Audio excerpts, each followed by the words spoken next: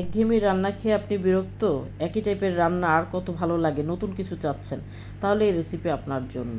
আধা কাপ ডালকে ধুয়ে ভিজিয়ে রেখে দেন আধা ঘন্টা 40 মিনিটের জন্য। এবার যেই মাছটা দিয়ে আপনি তরকারিটা রান্না করবেন সেই মাছকে একটু মিডিয়াম আঁচে ভেজে নেন। এবার ভিজানো ডালকে আমরা পাটায় বা মিক্সিং জারে বেটে নিয়ে এর সাথে পেঁয়াজের কুচি, রসুন কুচি, জিরা, ধনিয়া, আদা সব কিছু দিয়ে আমরা ছোট ছোট বড়া আকারে কিন্তু একটু কড়া করে ভেজে নেব।